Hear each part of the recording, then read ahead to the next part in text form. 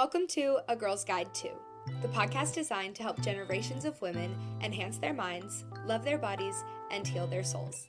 I'm your host, Michaela, a girl navigating life and helping you do the same. I am so happy and grateful that you are here. Let's dive in. Hi, friends, and welcome back to another episode of A Girl's Guide to. Happy Monday, of course, and I hope that you had a fun and safe weekend.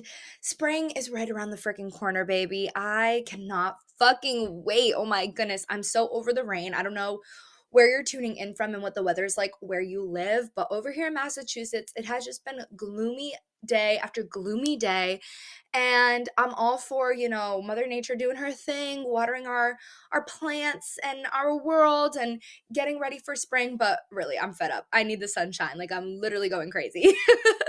But I will say that getting into some new hobbies this year has been very helpful, and quitting some things has also been very helpful for my mental health as we navigate a gloomy season, right? And that kind of seasonal depression. So that's what I want to talk about today: quitting some things and starting new things, because I have recently received a few messages from some girlies who have given me some props, which I'm always so grateful for, because sometimes we forget to give that recognition to ourselves and that validation to ourselves, which is a whole other topic. And obviously that self-validation and that pat on the back that you can give yourself means more than, it coming from strangers, or it should. But sometimes we just need a reminder when we're not so what's the word I'm looking for, when we're not as strong as we should be. We need a reminder from others. So I really appreciate when you guys reach out and you let me know that the things I'm doing are inspiring you. So let's first talk about quitting some things. And really, the one thing that I've quit recently is smoking, which is very funny because literally just a few weeks ago, I shared an episode with Elisa where we talked about a healthy relationship with marijuana. And I don't know why I called it marijuana. That was really weird. As soon as it came out of my mouth, I was like, wait a minute, I sound like my mom now. But yeah, we talked all about like creating a healthy balance, having a healthy relationship. And I really believe that that's good. Like, I think that that's okay. I see a lot of pros in smoking weed, but unfortunately for me, I just fell into an honest addiction. I can't say that it's not, because it was something I was thinking about every day. I was doing every day, multiple times a day. It was getting in the way of my progress with my business, with my health, with just my life. And for that reason, I knew that I needed to quit. So I actually just celebrated a week and a half sober of weed. By the time you see this, it's probably going to be a couple more weeks that I've got down. The first week was very challenging, but heading into week 2, which has been this week, I've felt incredibly strong and haven't even been thinking about it. I've just already noticed the benefits of not smoking, which makes me want to stick to it, right? But somebody reached out and was like, how do you do it? Like, I've tried, or I've been contemplating, and I just don't know if I can. And I first just want to say that you can obviously do anything that you want. I really am a big believer in that. No matter how challenging it is, if there is something that you truly desire, whether it's quitting a habit or starting a business or moving across the country, whatever it looks like, I believe that you can figure it out and that you can do it. It's just all about your perspective, which there's another episode, you already know, there's another episode about perspective. So go and listen to that one if you haven't already. But just to share my experience with quitting weed, quitting drinking, quitting just bad habits, jobs, relationships, I think that if it's on your mind to stop doing something, it's on your mind for a reason. And you know at your core that it's not good for you, whether that's a person or a thing or a job, right? If you're having this back and forth of, should I quit, should I not? You should. You should, because if you didn't think that you should, or you shouldn't, then you wouldn't be having those thoughts. So for me, when it comes to quitting anything, I just kind of like do it cold fucking turkey. Like I've even quit jobs and not given 2 weeks because I'm already fed up. And as women specifically, I think we do this a lot where we contemplate quitting or breaking up or stopping something for months before we actually do it. So when we get to the point where we're ready to do it, we're ready and we're just like, yeah, I'm not doing this another day longer. Like I'm done. At least that's how it's been for me in both my past relationships, with jobs that I've disliked, and now with this addiction to weed. I was like, I woke up last Monday and I was like, I'm fucking done with this bullshit. Like, I've already been contemplating it day after day, knowing that it's getting out of hand. I just have to go cold turkey and fucking do it. So that's what I did. And obviously, when you make those decisions to stop doing something that you've been doing for so long, or you decide to end a relationship that you've been in for X amount of time, you're stepping into a newness. You're stepping out of your comfort zone.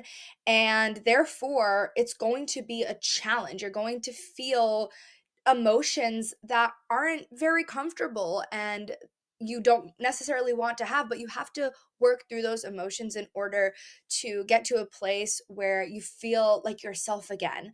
And that's kind of how I've been looking at this last week or so with smoking, is like I knew that it was going to be hard and I went in with that intention. I went in knowing I'm going to have temptations. I'm going to crave it. I'm going to have headaches and be moody and all these things. I know this too because I've quit before and that's what happened before, but I was setting myself for success mentally by knowing, hey, this isn't going to be easy. And I think like admitting to yourself that it's not going to be easy to quit something, rather than trying to put on a brave face and be so strong and be like, I fucking got this. Like, it's okay to kind of step off the pedestal and be like, nah, this is actually going to be hard. I'm going to struggle, but eventually it's going to get easier because I will become stronger.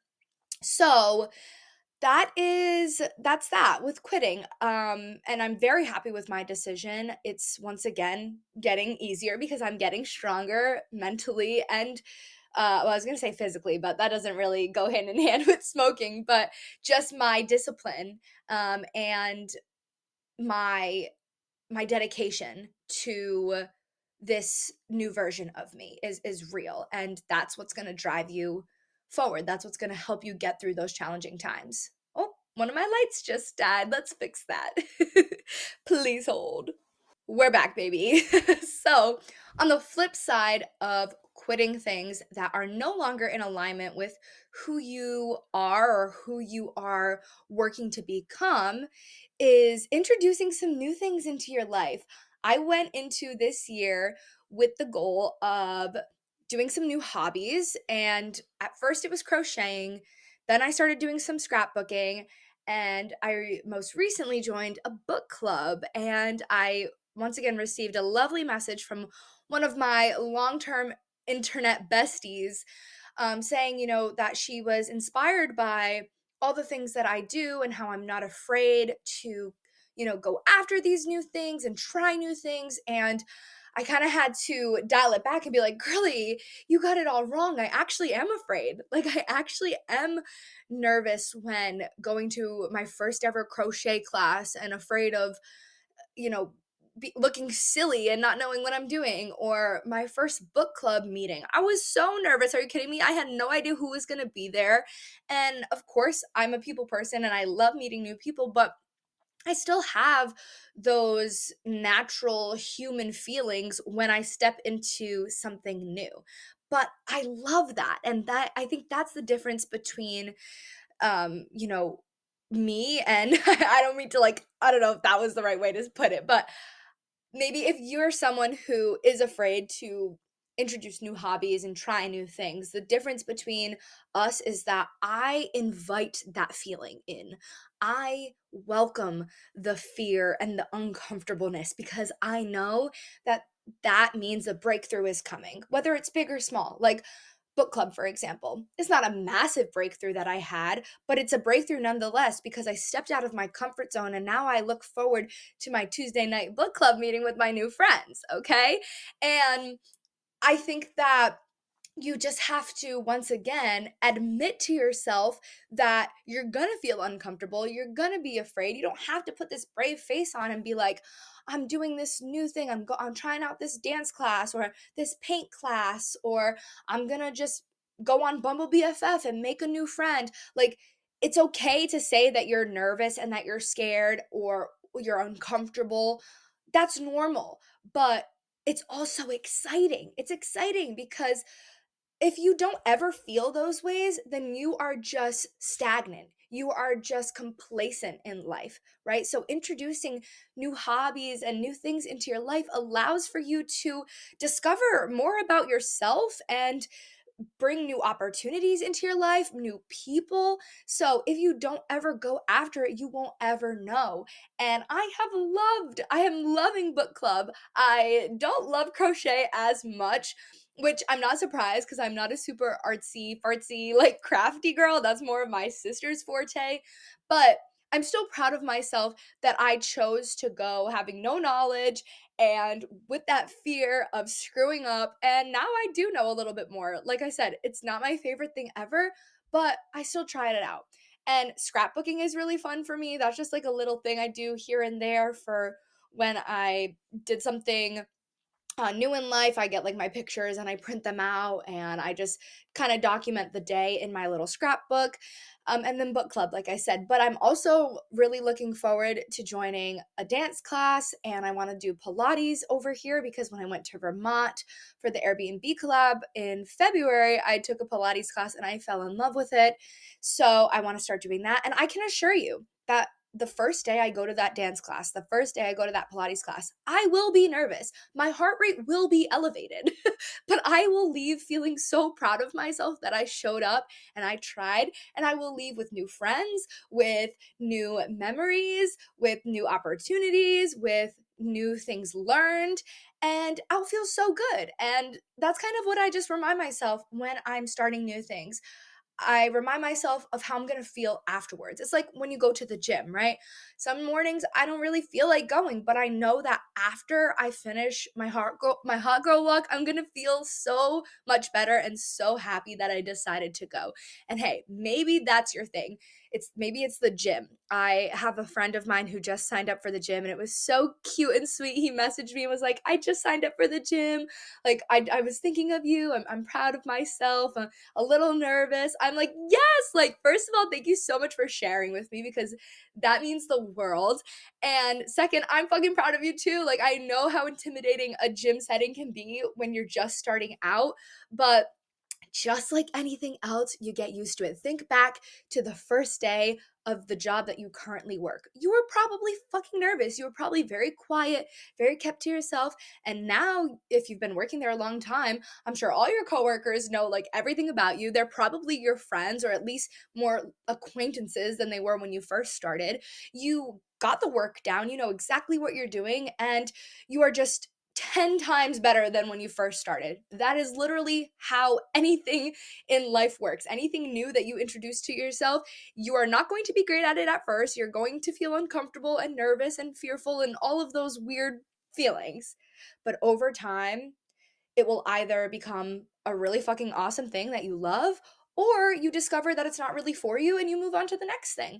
But life is really fucking boring if you don't introduce new things constantly, or at least maybe not constantly, but at least every year try and do something new with your life, whether it be a hobby or a change in career or meeting new friends. So I think that's what I have for you today. These episodes that I'm rolling out this month, I've kind of just come very loosey goosey, not 100% prepared with like notes and such, but I'm just speaking from my heart and from what is on my mind recently, and in hopes that it will land with someone and maybe you needed to hear this. So yeah, I just think that moving forward, let's really focus on those two things: quitting things that no longer align with us and not feeling guilty. Let me just add that. Do not feel guilty for quitting something, quitting a job, a relationship, a friendship, a habit. Do not feel guilty for quitting something if you know wholeheartedly that it is not in alignment with you anymore. Maybe you might hurt somebody's feelings, you might upset some people, but guess what? You you come first, right? And therefore the decision to quit that thing, that job, that relationship, whatever, is a good decision because you made that decision for you. Okay. So don't feel guilty for quitting. Quitting does not mean that you are a failure. Quitting means that you've recognized that that thing, that person, that job is no longer in alignment with the person that you are and the person that you are becoming. So I see quitting as a success sometimes. I see quitting as a level of self awareness that some people don't have. Some people will stay at jobs or stay in relationships that they know are so toxic for their mental health, but they just stay in fear of feeling guilty for how the other people react, or in fear of stepping out of the comfort zone and having to navigate a new life. No, that's not you and that's not me, baby. Quitting can be a success in the right setting when you're doing it for you. And the other thing that we're doing in, the opposite of quitting is we're adding some things. We're introducing some new hobbies and some new friends and activities into our life because life is meant to be lived, baby. Life is meant to be experienced. We are meant to connect and explore in so many different ways. So get out there and try new things. And these things don't necessarily have to cost a lot of money, right? If you're looking into like getting into some new hobbies, like book club for me is essentially free other than having to purchase a new book every month, but that's girl math because if you're purchasing something that's like beneficial to your mental or physical health, to me that's like it's like a write off, right? Like it just balances out or cancels out. But yeah, you can totally find some new hobbies and meet up with new people and do these things at a minimal cost because I know that that's been a hot topic right now is just like finances and how challenging it is to even live. But a lot of these new hobbies that I've been introducing are either free or just minimal. So, yeah, find what that is for you in your area and get to it, baby. Get to it. And I thank you so much for tuning into today's episode. I'm so happy every time I get to speak with you, even though obviously you don't speak back, but you do when you send these messages that inspire me to create these episodes. So I just thank you. And even if you're a silent viewer, you're a silent community member, as I like to say, I see you. And I am just so grateful. I'm going to start getting emotional. Thank you. Just thank you very much. I hope that you have a beautiful week. And please share this episode with somebody who may need to hear it. Let me know what you think and what you took away from it. And I will see you next week for another episode of A Girl's Guide to.